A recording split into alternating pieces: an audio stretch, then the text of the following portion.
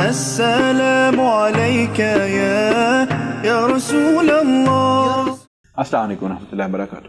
حضور علیہ السلام کے خاندان کے تذکرے میں ہم آپ کے آباء و اجداد کا ذکر کر رہے ہیں. پہلی دو قصوں میں ہم حضرت ابراہیم علیہ السلام اور حضرت اسماعیل علیہ السلام کا تفصیلی تذکرہ کر چکے ہیں.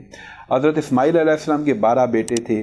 ان 12 بیٹوں میں سے آگے کسی ایک بیٹے کی اولاد میں سے ایک فرد تھے جو عدنان تھے، اور حضور علیہ السلام کا جو نسب پاک ہے وہ حضرت عدنان کے ذریعے ہی حضرت اسماعیل علیہ السلام کے ساتھ ملتا ہے. اب حضرت عدنان اور حضرت اسماعیل علیہ السلام کے درمیان کتنے پشتے ہیں، اس کے بارے میں تاریخ کی کتابوں میں بہت زیادہ تذکرہ نہیں ملتا.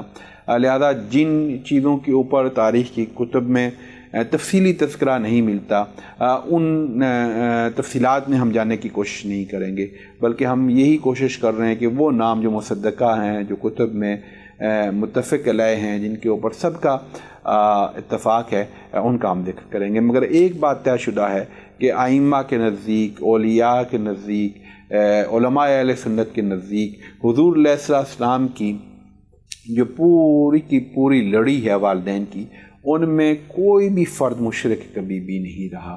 حضرت آدم سے لے کر حضور علیہ السلام تک آپ کا نور جن جن پشتوں میں منتقل ہوتا رہا، وہ سارے کے سارے موحد تھے. وہ اللہ کو ماننے والے تھے، وہ اللہ کو ایک ماننے والے تھے. انہوں نے کبھی اللہ کے علاوہ کسی کے سامنے سجدہ نہیں کیا، سجدہ عبادت، اور انہوں نے کبھی اللہ کے علاوہ کسی کو اپنا رب نہیں مانا، کسی کو اپنا پروردگار نہیں مانا. سارے کے سارے ہمیشہ ایک ہی رب کے ماننے والے تھے.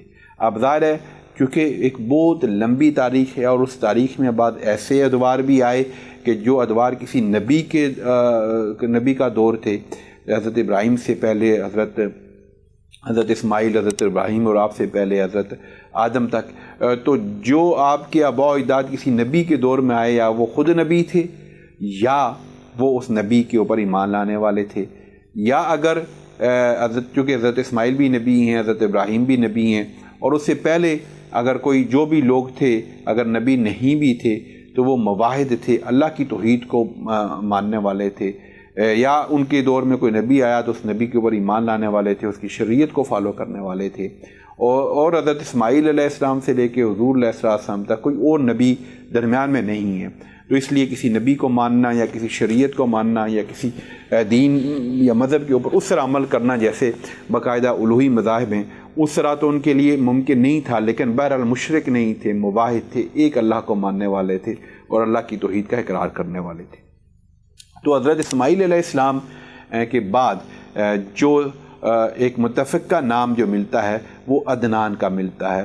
حضرت عدنان جو ہیں وہ حضور علیہ السلام کی حضرت اسماعیل کی اولاد میں سے جد امجد تھے. تو آج ہم حضرت عدنان کا ذکر کریں گے کہ حضرت عدنان جو ہیں وہ حضرت اسماعیل علیہ السلام کے آپ یہ سمجھیں کہ پوتے تھے، پڑ پوتے تھے یا نقل پوتے تھے. اس کے بارے میں مختلف روایات ملتی ہیں، لیکن آپ کا جو نسب پاک ہے وہ حضرت اسماعیل کے بعد حضرت عدنان کے ذریعے آگے چلا. اور حضرت عدنان کے بیٹے جو تھے وہ موعد تھے. تو حضرت موعد جو تھے یہ عدنان کے بیٹے تھے، یہ حضور علیہ السلام کے جد امجد تھے. اور حضرت موعد جو تھے ان کے آگے جو بیٹے تھے ان کا نام نزار تھا. اب یہ جو تذکرہ ہم کر رہے ہیں مختصراً ان کا نام لے رہے ہیں، چونکہ ان کی بہت زیادہ تفصیلات جو ہیں وہ کتب میں مذکور نہیں ہیں، لہذا ہم بہت زیادہ تفصیل میں ان کا ذکر نہیں کریں گے.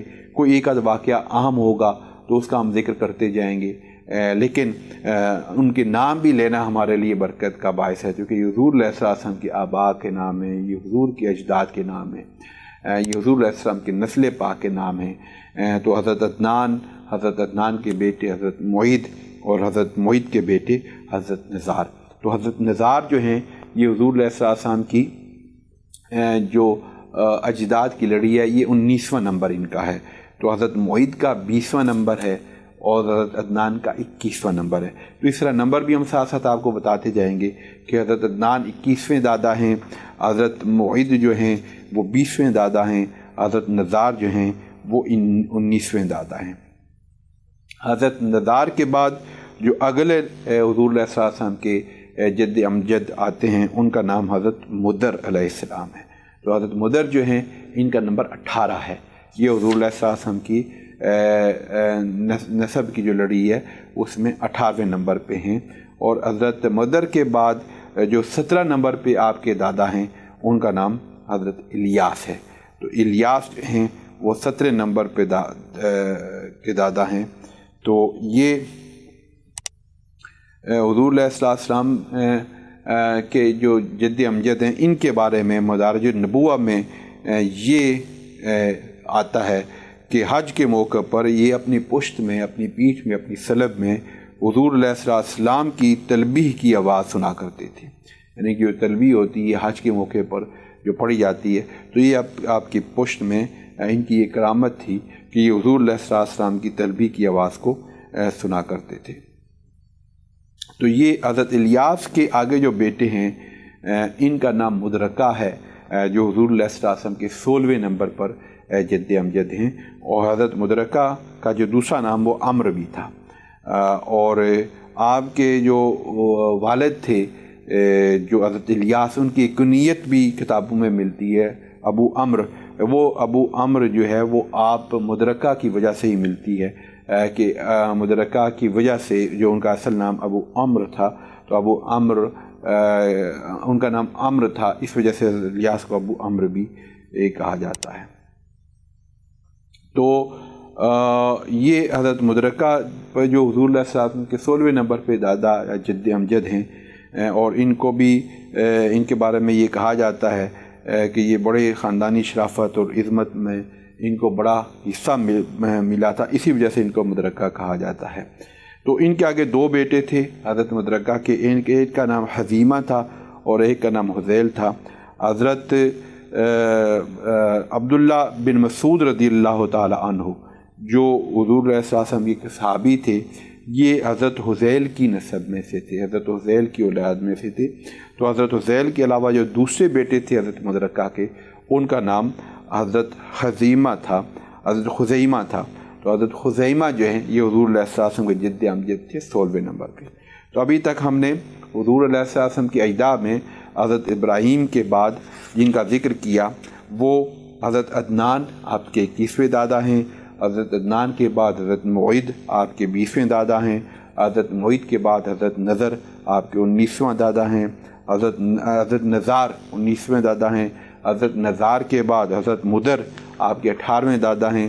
حضرت الیاس آپ کے 17 دادا ہیں جن کو ابو عمرو بھی کہتے تھے.